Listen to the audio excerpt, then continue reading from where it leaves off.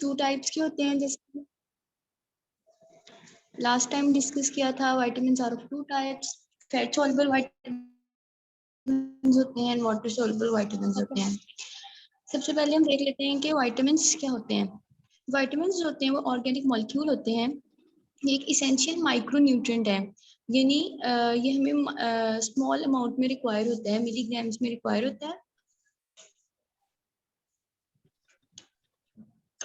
Ma'am आवाज रुक गई। जी आवाज नहीं आ रही? जी अब आ रही है। जी, जो विटामिन्स होते हैं these are micro nutrients, means ये हमें स्मॉल अमाउंट में रिक्वायर होते हैं, यानी इन मिलीग्राम्स।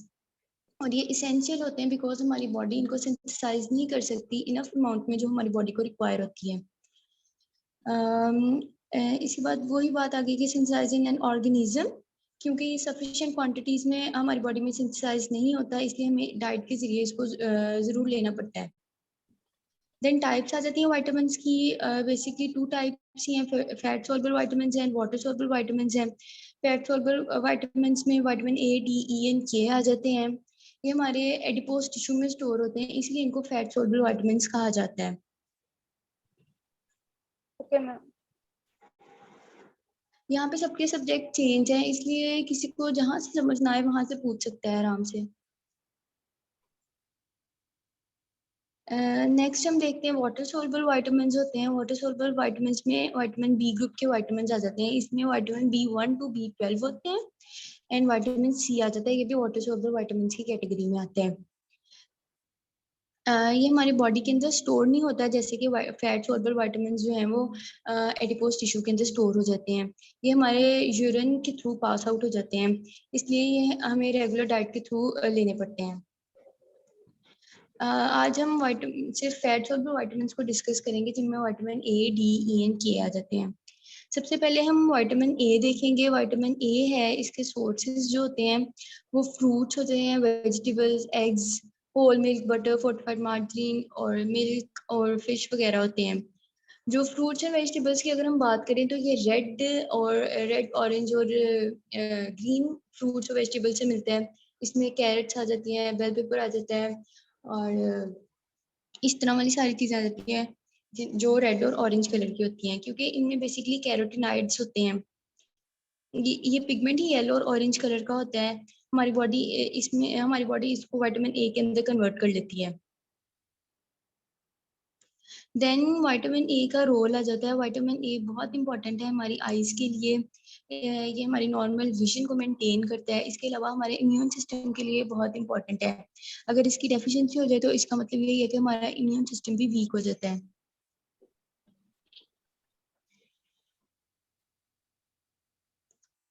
देन इसके बाद ये सेल ग्रोथ एंड रिप्रोडक्शन में भी एक इम्पॉर्टेंट रोल प्ले करता है। एंड जब जीन की ट्रांसक्रिप्शन होती है और प्रोटीन फॉर्मेशन होती है तब भी विटामिन ए का इम्पॉर्टेंट रोल होता है। इसके अलावा स्किन हेल्थ में तो विटामिन ए बहुत इंपॉर्टेंट होता है। अक्सर अगर किसी के एक्नी हो तो वो भी विटामिन ए डेफिशिएंट हो सकता है। और अगर कभी आप एक्नी वाली कोई ट्यूब देखें या क्रीम देखें तो उसमें भी रेटिनोल होता है, जो विटामिन ए ही का प्रिकर्सर है। मोस्टली मैम कौन सा होता एक्नी है? ट्यूब जी रेटिनोल होता है। बट अक्सर अगर किसी को एक्नी का कोई प्रॉब्लम रहा हो और उसने अपने ट्यूब के इंग्रेडिएंट्स को अच्छी तरह से पढ़ा हो तो उसमें रेटिनोल भी होगा। ये विटामिन ए का प्रिकर्सर होता है।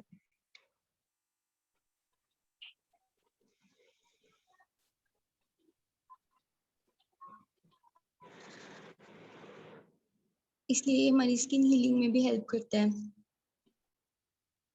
देन विटामिन ए के सोर्सेज आ जाते हैं एबंडेंटली, जो होता है ये लिवर में, फिश लिवर ऑयल में। जी किसी का क्वेश्चन है?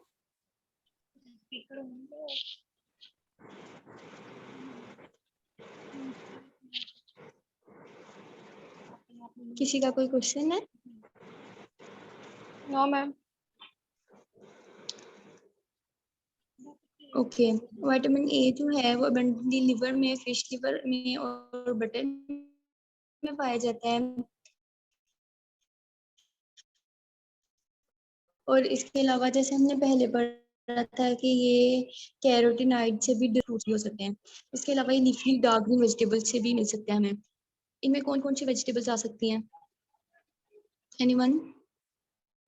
मैम जैसे कॉलीफ्लावर, जी, कॉलीफ्लावर, स्पिनच। Lady finger. जी, लेडी फिंगर भी आ सकती है, ब्रोकली भी आ सकती है। जी आगे वही बात आ गई फिर से, ऑरेंज और येलो वेजिटेबल्स और फ्रूट्स में कैरेट्स आ जाती हैं, स्वीट पोटैटोस भी आ जाते हैं, और स्पिनच, ब्रोकली वगैरह आ जाती हैं वेजिटेबल्स के अंदर। ये हमारा विटामिन ए पूरा हो गया। किसी ने विटामिन ए में से कुछ पूछना हो? नो मैम, क्लियर है। ओके, देन विटामिन डी आ जाता है। ये second most important fat soluble vitamin है। विटामिन डी जो है हमारी बॉडी के अंदर एक बहुत ही इम्पोर्टेंट रोल प्ले करता है। ये कैल्शियम के साथ मिल के हमारी बोन्स के लिए बहुत इम्पोर्टेंट रोल प्ले करता है। जब भी हमने देखा होगा कि हमें विटामिन डी कोई रिकमेंड करता है, अगर कोई टैबलेट की फॉर्म में रिकमेंड करे तो वो हमें कहता है कि दूध के साथ इसको लेना चाहिए। इसकी रीजन यही है कि बेटर एब्जॉर्ब करवाता है कैल्शियम को, और खुद भी बेटर एब्जॉर्ब होता है व्हेन बाइंड विद कैल्शियम। और इसके अलावा बोन्स के साथ साथ इसका रोल टीथ की फॉर्मेशन में भी बहुत अहम है। स्ट्रॉन्ग टीथ भी विटामिन डी की वजह से होते हैं।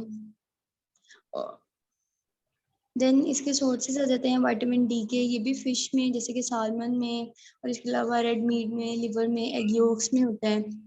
विटामिन डी को हम सनशाइन विटामिन भी कहते हैं। किसी को पता है क्यों? मैम सूरज से भी हम विटामिन डी हासिल कर रहे होते हैं। जी, ये अक्सर मैम हमारे बोन्स बल्कि के ये अंदर मिथ एक है, हम ऐसी सूरज से विटामिन डी हासिल नहीं करते। हम सूरज जो होता है वो विटामिन डी हमारी बॉडी में कन्वर्ट करवाता है।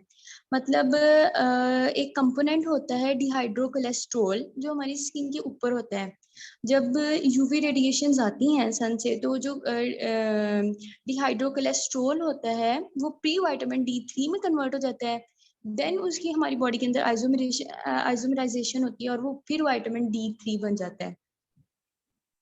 और अक्सर मतलब ये कहा जाता है, घरों में भी कहा जाता है कि सूरज से विटामिन डी मिलता है। नहीं, सूरज से विटामिन डी नहीं मिलता, वो कन्वर्ट करता है और विटामिन डी बनने में हेल्प करता है। क्लियर है? Yes ma'am. ठीक है, विटामिन डी की डेफिशिएंसी डिजीजेस देख लेते हैं। अगर हमारी बॉडी डेफिशिएंट है विटामिन डी में तो कौन कौन सी डिजीजेस हो सकती हैं? सबसे पहले हमारी बोन्स की डेंसिटी कम हो सकती है, जिसकी वजह से ऑस्टियोपोरोसिस हो सकती है।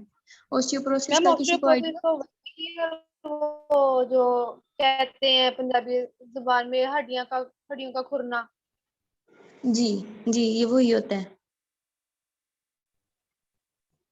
बिल्कुल, इसमें हमारी जो बोन्स है वो बहुत वीक हो जाती हैं, पोरस हो जाती हैं। प्रोसेस से हमें पता चल रहा है कि पोरस हो जाती हैं, पोर्स बन जाते हैं वो बोन्स के अंदर, टूट और वो जाती जी। इजीली जी जी जी बिल्कुल, वो इजीली फ्रैक्चर हो जाती हैं। जी ये तो होगी बड़ों की बात। बड़ों में होता है ऑस्टियोपोरोसिस, और मोस्टली वुमेन के अंदर होता है। लेकिन अगर ये विटामिन डी डेफिशिएंट बच्चे हों तो उनके अंदर रिकेट्स हो जाता है। रिकेट्स ये बहुत ही रेयर डिजीज है। इसमें भी बोन सॉफ्ट हो जाती है और बेंड हो जाती है। मोस्टली जो बोन एंड्स होती हैं ना, जैसे कि हमारी हील्स हैं, और वो बोन्स बेंड होने लग जाती हैं बच्चों के अंदर अगर उनमें रिकेट्स हो तो। इसके अलावा विटामिन डी की डेफिशिएंसी से हमें फटीग रहती है, हमारी बोन्स में ऑब्वियसली पेन होती है, बैक पेन रहती है, वुंड हीलिंग भी इम्पेयर हो जाती है, हमारी बोन लॉस होने लग जाता है, और मसल पेन स्टार्ट हो जाती है। मैम ये जो यूरिक एसिड की डिजीज होती है ये भी डेफिशिएंसी ऑफ विटामिन डी की वजह से होती है? नहीं, यूरिक एसिड प्रोटीन ज्यादा लेने की वजह से हो सकती है। उसमें भी बेसिकली मेडिसिन बोन्स की ही देते हैं ना, कि बोन स्ट्रॉन्ग करने के लिए। बोन स्ट्रॉन्ग करने के इसलिए देते हैं क्योंकि उसमें जो प्यूरिन्स होते हैं, ये प्रोटीन का जब मेटाबॉलिज्म होता है तो प्यूरिन जो है ना, वो प्रोटीन का एंड प्रोडक्ट होता है। वो हमारी किडनीज जो है इसको फ्लश आउट नहीं करती हमारी बॉडी से, इस वजह से ये बोन्स के अंदर एक्यूमुलेट होने लग जाती है प्यूरिन्स। तो इसकी वजह से बोन्स में पेन स्टार्ट होती है। यूरिक एसिड, जिसको भी यूरिक एसिड का मसला होता है उसकी बोन्स में सॉल्ट पेन होती की है। इसका मतलब ये ज्यादा नहीं होने है की कि वजह विटामिन से होता है। जी मिनरल्स के जब सॉल्ट्स और मिनरल्स हमारी बोन्स में ज्यादा हो जाता है, ये बॉडी में इसका लेवल ज्यादा होता है ना, तब हमारे बोन्स के अंदर जो है वो यूरिक एसिड होता है, वो तब। नो, ये प्यूरिन की वजह से होता है, ये प्रोटीन का एंड प्रोडक्ट है।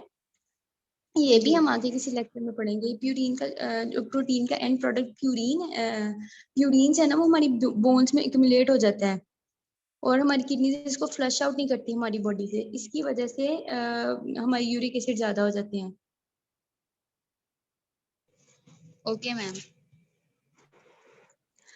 हो सकता है कि किसी को डायबिटीज का भी मसला हो जिसकी वजह से यूरिक एसिड ज्यादा हो जाए, क्योंकि इंसुलिन रेजिस्टेंस हो जाती है हमारी बॉडी के अंदर, और जब इंसुलिन रेजिस्टेंस होती है तो भी किडनीज का फंक्शन डिस्टर्ब हो जाता है, जिसकी वजह से प्यूरिन जो है हमारी बॉडी से फ्लश आउट नहीं होती, और वो फिर हमारी बोन्स के जो एंड्स होते हैं, जैसे कि हमारे नीज की बोन्स है या हमारे टोज की बोन्स है, उसके अंदर एक्यूमुलेट होने लग जाती हैं, इसकी वजह से हो जाता है। ये क्लियर है? Yes ma'am. इसके अलावा विटामिन डी में किसी को कोई प्रॉब्लम हो?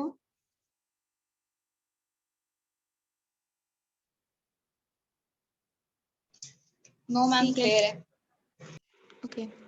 नेक्स्ट हम विटामिन ई पढ़ते हैं। विटामिन ई भी है, एक फैट सॉल्युबल विटामिन है, इसकी सेवरल फॉर्म्स होती हैं, लेकिन जो हमारी बॉडी यूज करती है वो अल्फा टोकोफेरोल है, इसके अलावा हमारी बॉडी कोई फॉर्म यूज नहीं करती विटामिन ई की।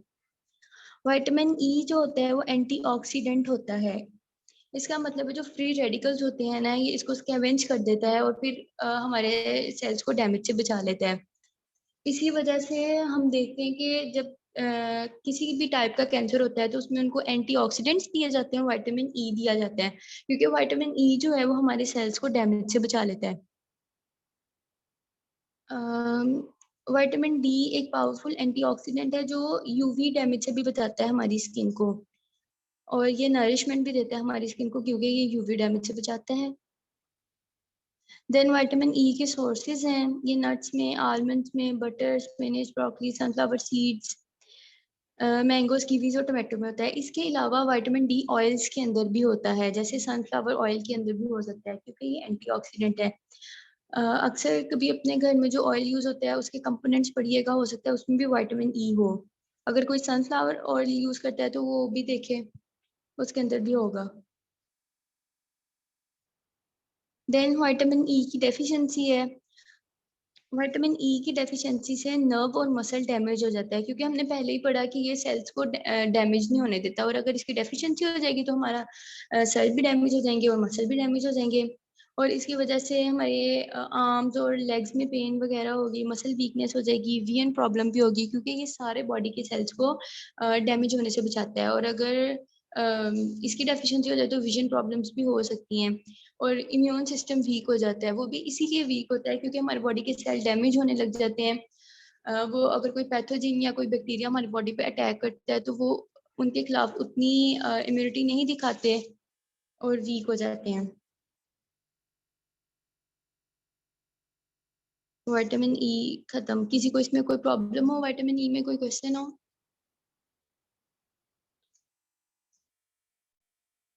No ma'am.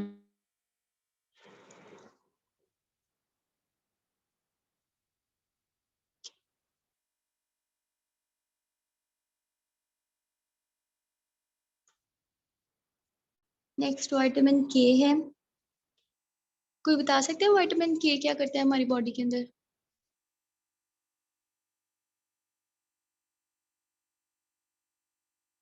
Anyone?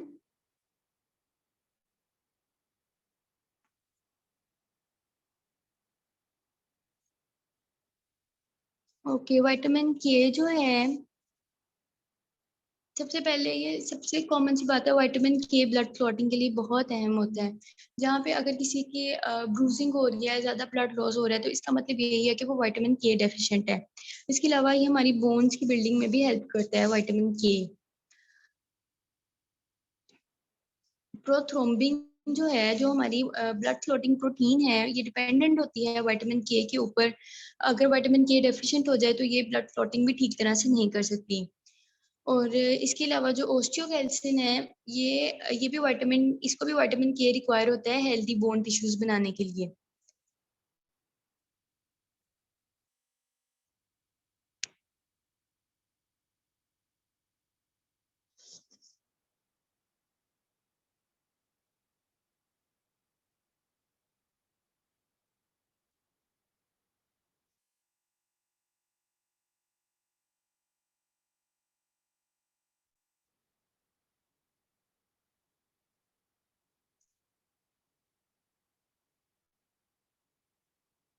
Then vitamin के सोर्सेज आ जाते हैं।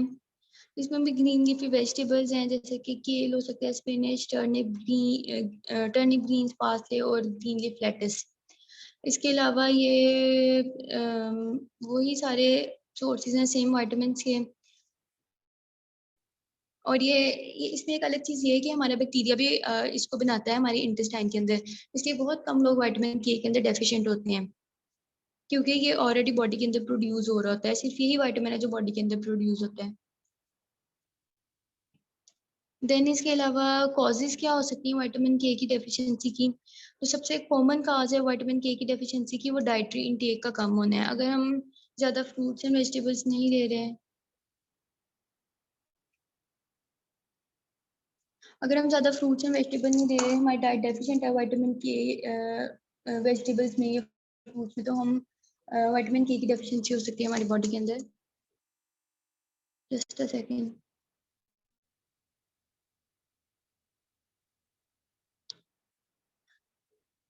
इसके अलावा अगर हमारी बॉडी में एब्जॉर्प्शन नहीं हो रही विटामिन के की, तो भी हम डेफिशिएंट हो सकते हैं विटामिन के अंदर। और एब्जॉर्प्शन क्यों नहीं होती, हो सकता है कि हमारे लिवर में कोई प्रॉब्लम हो, वो मेटाबॉलिज्म सही तरह से ना कर रहा हो, तो इस वजह से भी इसकी एब्जॉर्प्शन डिस्टर्ब हो सकती है, या हमारी इंटेस्टाइन ही इसको इनफ अमाउंट में प्रोड्यूस ना कर रही हो, तो भी विटामिन के की डेफिशिएंसी होने के चांसेस होते हैं। किसी को विटामिन के में कोई प्रॉब्लम हो, कोई क्वेश्चन हो? आपकी स्क्रीन शेयरिंग बंद हो गई है। जी, ये लास्ट स्लाइड थी।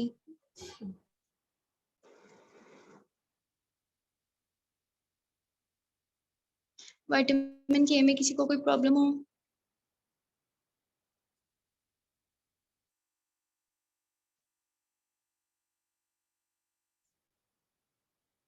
सबको सब कुछ समझ आ गया है?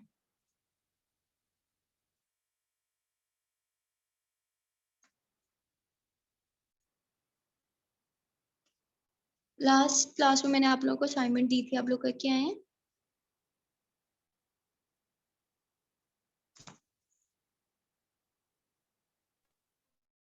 यस मैम, यही थी हमारी असाइनमेंट जो आपने भी बताया। इसके अलावा इसमें आपने इसके अलावा कुछ और पढ़ा हो, कुछ एक्स्ट्रा पढ़ा हो?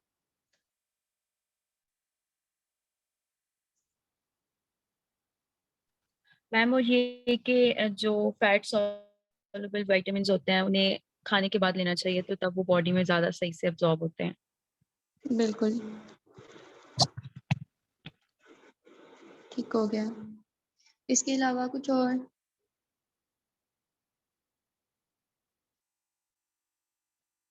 मैम और आपने विटामिन B1 एंड B2 के बारे में भी कहा था कि आप लोग देख के आइएगा।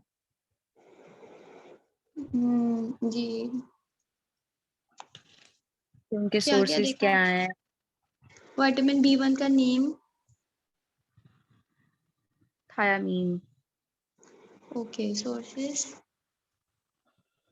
उसमें थे पीज, नट्स और फ्रूट्स में बनानास और ऑरेंजेस और बस, और आई थिंक सो लीवर भी था।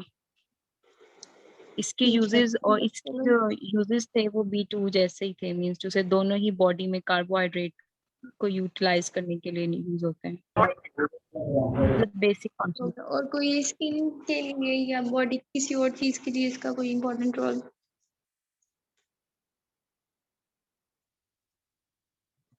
हार्ट की फंक्शनिंग में बहुत ज्यादा इसका रोल है विटामिन B1 का। जी, बाकी अब कोई, मैंने कहा कि इसका हार्ट की फंक्शनिंग में भी बहुत रोल है विटामिन B1। ओके, ठीक हो गया। जी मैम, मैंने भी इसके अंदर बी विटामिन B1 का भी पढ़ा था। तो इसकी डेफिशिएंसी जो रहती है ना, वो वेरी वेरी एक डिजीज है, डिजीज मतलब कॉज कर। वो लॉस ऑफ मेमोरी होती है, वो एक इसका मेन है। उसके बाद ये नर्व्स को डीजेनरेट करती है। तो मतलब ठीक हो फंक्शन में गया। ये होता है कि नर्व्स को हेल्दी रखती है हमारी। और इसका डेफिशिएंसी ये है कि वो डीजेनरेशन करती है, जहाँ पे वो बनाती है वहाँ से वो खत्म भी करती है। तो इसके cereals, meat, potatoes, yeast, animals, तो ये जवेरिया सारी आप से। जवेरिया जी आप मैम। रिपीट करेंगी? आप सोर्सेज मैम, रिपीट करेंगी? आपकी आवाज बिल्कुल कट हो गई थी। जी सॉरी सॉरी मैम, जो इसके सोर्सेज हैं वो सीरियल्स हैं, मीट है, पोटैटोज,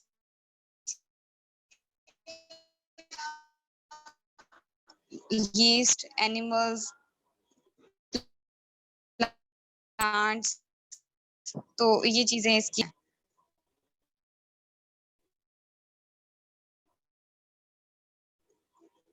है। और ये डाइजेशन और जो हमारी भूख होती है, एपिटाइट को वो बढ़ाता है। और इसकी जो डेफिशिएंसी है वो बेरी बेरी एक डिजीज है, लॉस ऑफ मेमोरी, और उसके बाद डीजनरेशन ऑफ नर्व्स करती है, और इससे वीकनेस होती है हार्ट की। ठीक हो गया। इसी तरह मैंने B2 भी किया था, B3 भी किया था। B2 राइबोफ्लेविन आपने होती है। बेरी बेरी की टाइप्स कितनी हैं?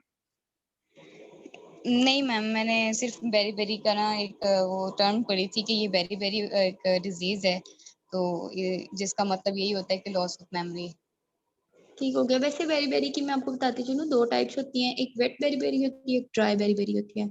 जो वेट बेरी बेरी होती है उसकी वजह से हार्ट फेलियर होता है, और जो ड्राई बेरी बेरी होती है उसकी वजह से मसल पैरालिसिस हो जाता है। Okay ma'am, thank you. वैसे गुड। इसके अलावा किसी और ने कुछ और पढ़ा हो? आमना रशीद, आमना राशिद, सॉरी। नो मैम, मैंने इस पे सर्च नहीं किया, सॉरी। क्यों आपने सर्च क्यों नहीं किया? मैम मेरी तबीयत ठीक नहीं थी, तो इसलिए मैंने किया ही नहीं। Okay. Ayesha Shaukat?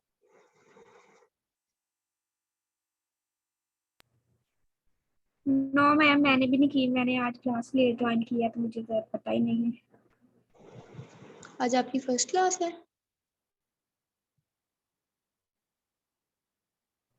No ma'am, मैंने लास्ट क्लास में ली थी। जी, तो ये फिर वाली मैंने लेट ज्वाइन की है। लास्ट क्लास में ही असाइनमेंट दी थी जिसके बारे में पूछ रही हूँ।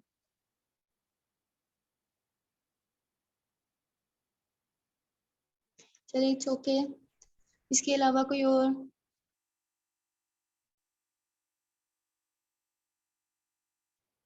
माहीन ने बता दिया हमें, जवेरिया ने बता दिया, Tuba, Ashraf? Yes ma'am.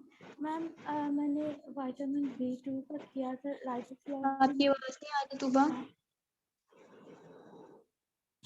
Ma'am आवाज़ आ रही है आप? नो, मुझे नहीं आ रही। किसी और को आ रही है? मैम बहुत कम है शायद ना, माइक बहुत दूर है। जी। अब ठीक है? हाँ जी, हाँ जी, अब ठीक है। मैम जो राइबोफ्लाविन होता है ना, वो हमें ज़्यादातर प्लांट से मिलता है और डेयरी प्रोडक्ट से मिलता है। और ये होता है कि जो नेसेसरी न्यूट्रिएंट्स होते हैं, जैसे कार्बोहाइड्रेट्स होते हैं, ये ब्रेक डाउन होते हैं एंड और अब्जॉर्ब हो जाते हैं। इसके अलावा ये मतलब कि जो म्यूकस मेम्ब्रेन होती है डाइजेस्टिव सिस्टम में, उसे मेंटेन करता है, लीवर की फंक्शनिंग को रिपेयर करता है, और मसल्स और नर्व के लिए हेल्दी है, और साथ में स्किन के लिए भी। बस यही। और इसके अलावा आपने देखा नहीं राइबोफ्लेविन की डेफिशिएंसी से कौन सी डिजीज होती है? No ma'am. मैम, इसी डेफिशिएंसी से मैं बताऊं? जी जी। मैम, इससे ग्लॉटिस होती है और ना स्केलीनेस होती है। मतलब जैसे हम बता रही थी ना कि फंक्शंस जो हैं वो स्किन के लिए ये हेल्दी होता है, तो वो जी। जब ये डेफिशिएंसी होती है तो स्केल्स बन जाते हैं, मतलब ऊपर की जो स्किन होती है वो रफ हो जाती है। अराउंड द और कॉर्नर्स ऑफ ग्लॉटिस, माउथ। जी जी, कॉर्नर्स जो हमारे होते हैं ना वो खराब हो जाते हैं। और ग्लॉटिस जो होता है वो या तो जो हमारी टंग और जो लिप्स होते हैं ना, ये स्वेलिंग होने लग जाती है इसकी। जी मैम बिल्कुल। एक ये भी है कि जो ग्लॉसिटिस होता है, एड्रिनल इससे ग्लैंड। हमारे जो लिप्स के कॉर्नर्स होते हैं। जी, कोई कह रहा है कुछ? मैं कह रही थी जो एड्रीनल ग्लैंड है ना वो भी सही तरह से हार्मोन प्रोड्यूस नहीं कर सकता, मतलब इसकी डेफिशिएंसी की वजह से। ओके, एड्रिनल ग्लैंड कौन कौन से हार्मोन्स प्रोड्यूस करते हैं? I think adrenal I just forgot, मैंने ये इंटरमीडिएट में पढ़ा है तो शायद यही था। आपकी अगेन आवाज नहीं आ रही तुबा। मैम मैं बोल रही हूँ कि एड्रीनल ग्लैंड शायद एड्रीनालिना इस तरह का कोई नाम था, वो प्रोड्यूस करता है। मैंने ये एफएससी में पढ़ा था तो अब मुझे शायद इतना याद नहीं है। ओके, किसी और को पता है एड्रिनल ग्लैंड कौन सा हार्मोन प्रोड्यूस करता है? नो मैम, काइंडली ये बता दें कि ये क्या होता है, क्या है?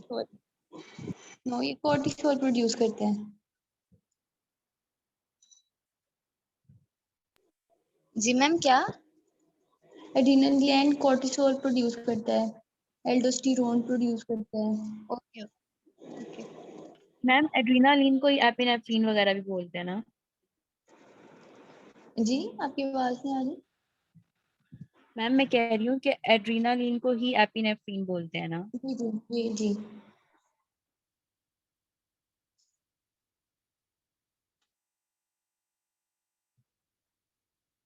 ठीक, और ग्लोसिटिस के बारे में किसी और को पता हो कुछ? Riboflavin deficiency disease, glossitis.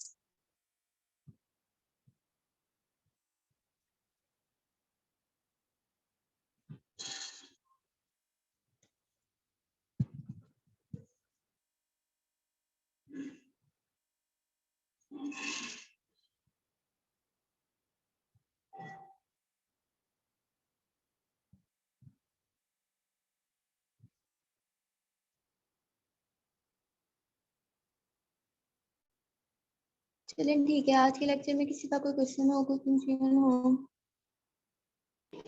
No ma'am.